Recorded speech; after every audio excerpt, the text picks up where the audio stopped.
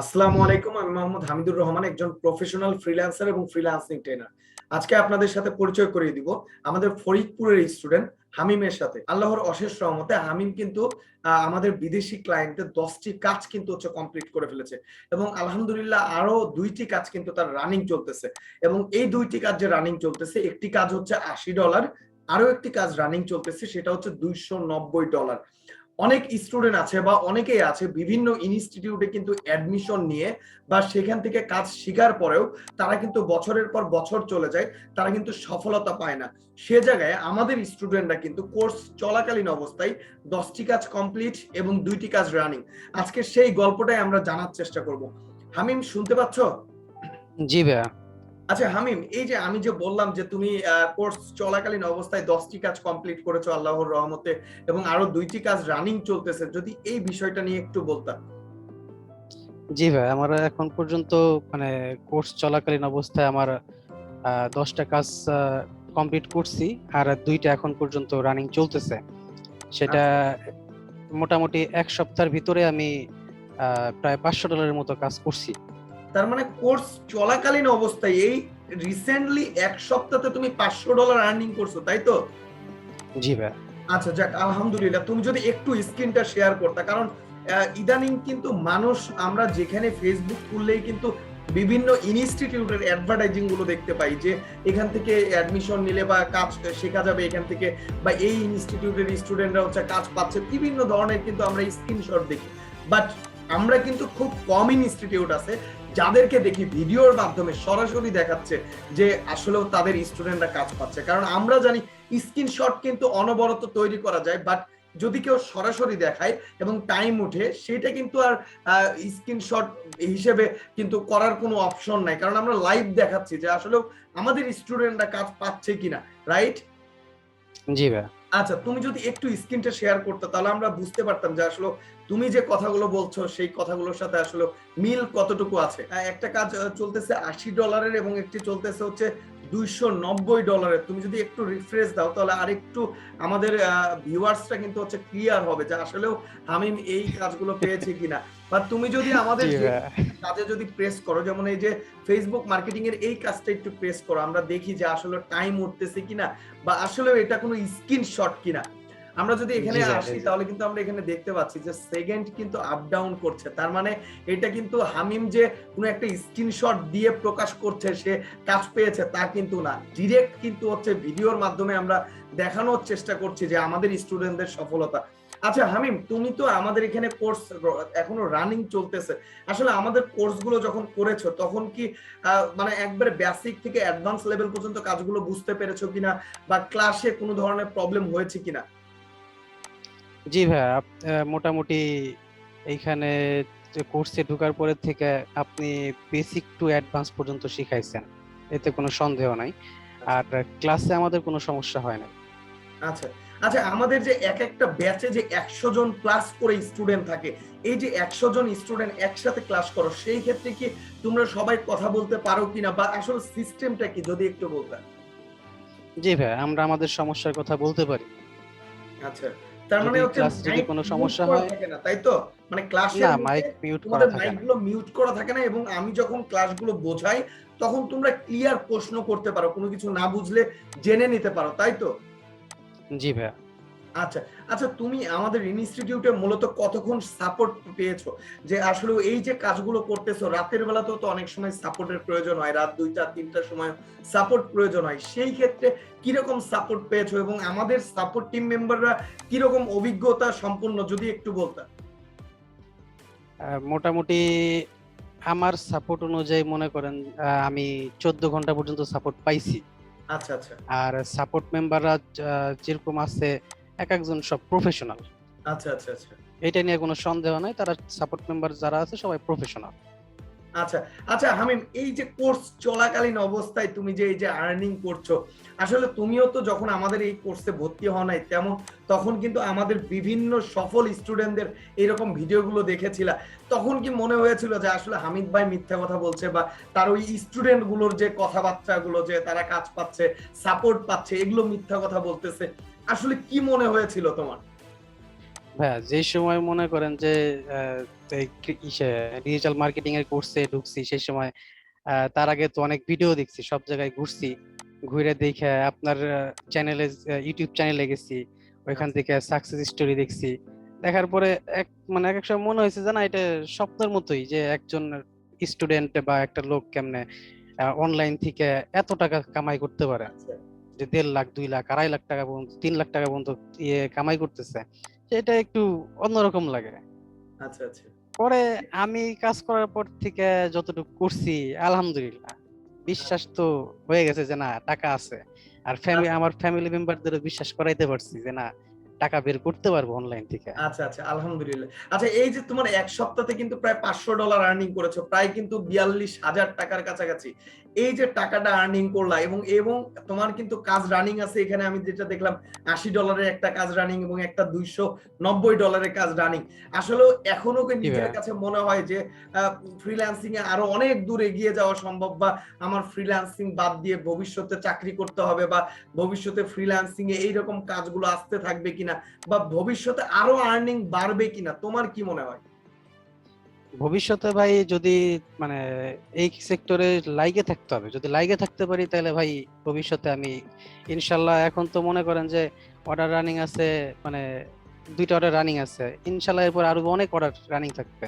আচ্ছা আচ্ছা এখন এখন তো এই এক সপ্তাহে $500 মতো কাজ করছি, ইনশাল্লাহ পাশে আর একটা শূন্য যোগ হবে। যাক আলহামদুলিল্লাহ, তার মানে তুমি এতটুকু বিশ্বাস আছে। স্বপ্ন দেখতেছো বা বিশ্বাস করতেছো যে আমাদের কোর্সটা শেষ করার পরে তুমি পার মান্থ $5,000 করে আর্নিং করবে, এই একটা আলটিমেটাম গোলে তুমি আগাচ্ছ, তাই তো? জি ভাই।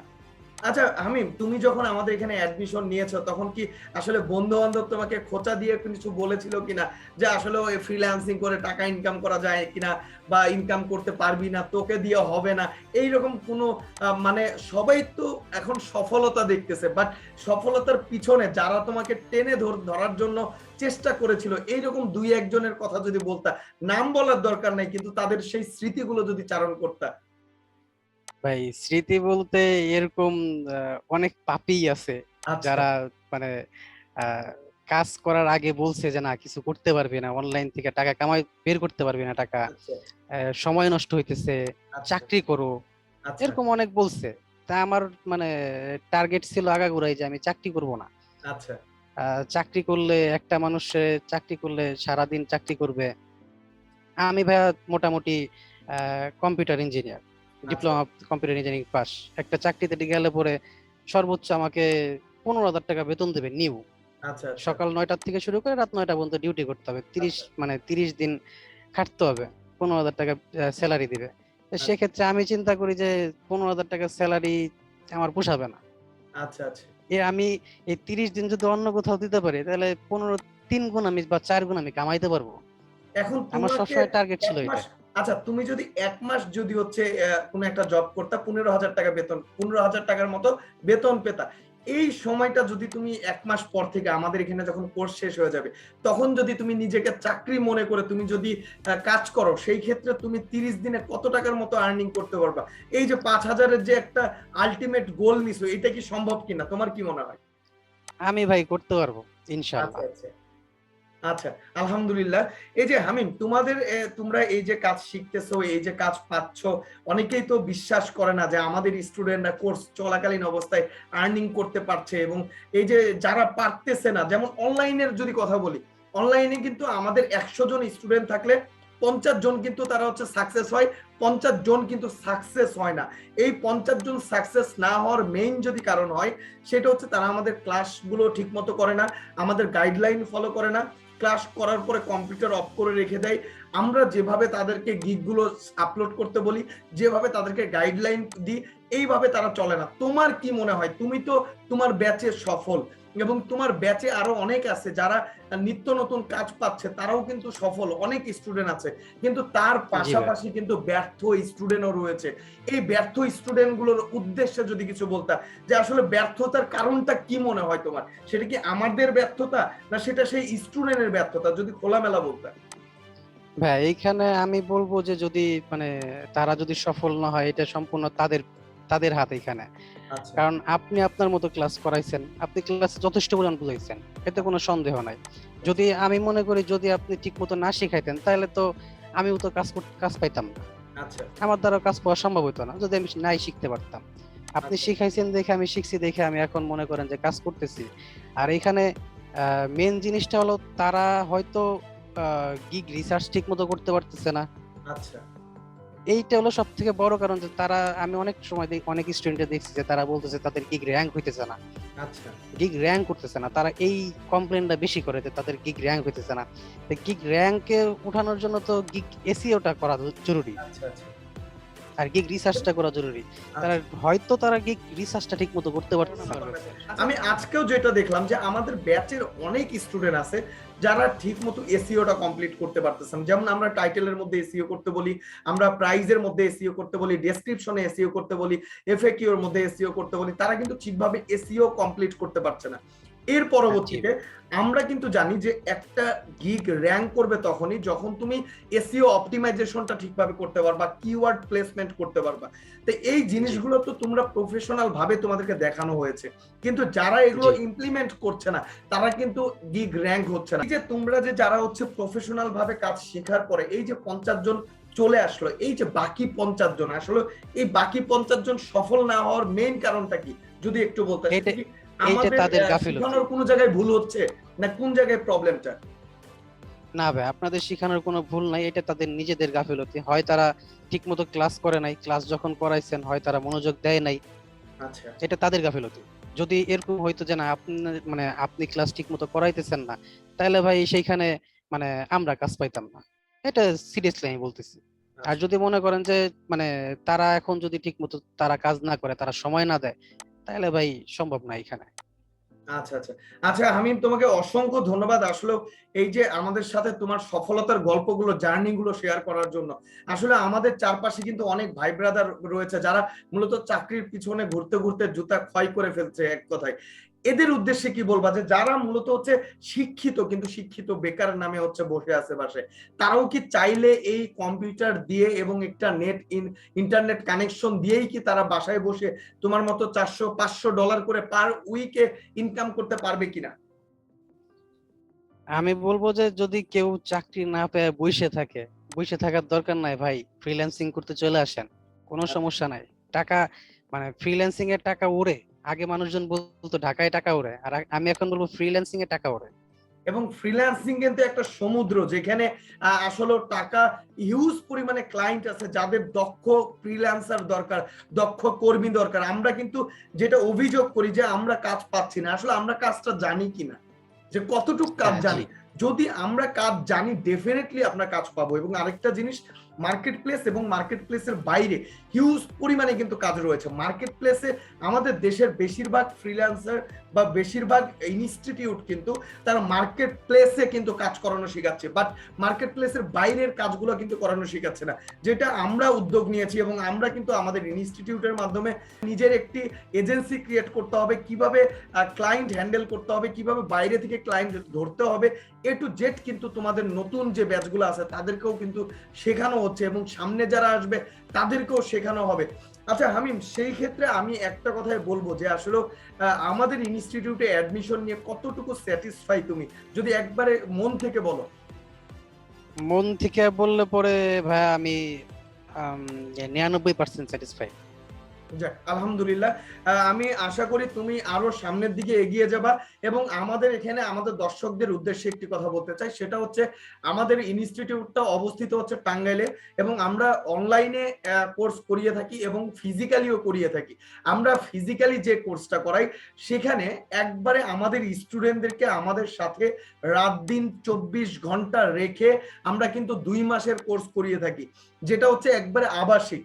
কারণ আপনি আসবেন আমাদের এখানে 1 ঘন্টা 2 ঘন্টা কোর্স করে চলে যাবেন, এইভাবে আসলে ফ্রিল্যান্সিং শেখাটা কিন্তু হয় না ফিজিক্যালি অন্তত। এর জন্য আমরা যেটা করেছি, ফিজিক্যালি স্টুডেন্টদেরকে 2 মাস থাকার ব্যবস্থা আমরা করেছি। তারা আমাদের নিজস্ব ভবনে থাকবে 2 মাস এবং এখানে খাওয়া দাওয়ার ব্যবস্থা রয়েছে, খাওয়া দাওয়া করবে এবং কাজ শিখবে। 24 ঘন্টা কিন্তু আমাদের এখানে সাপোর্ট পাবে এবং আমরা হাতে কলমে তাদেরকে কাজ শিখাবো। অতএব হামিম, তোমার জন্য অসংখ্য ধন্যবাদ তোমাকে এবং তোমার জন্য দোয়া রইল। আরো সামনের দিকে এগিয়ে যাও, আরো ভালো কিছু করো।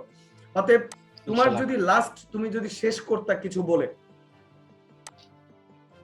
আমি শেষ করব এটা বলি যে যারা ভাই ফ্রিল্যান্সিং করতে চান, লাইফে কিছু করতে চান, লাইফে কোনো এইম পাইতেছেন না, তারা ভাই নিঃসন্দেহে ফ্রিল্যান্সিং এ চলে আসেন, কোনো সমস্যা নাই।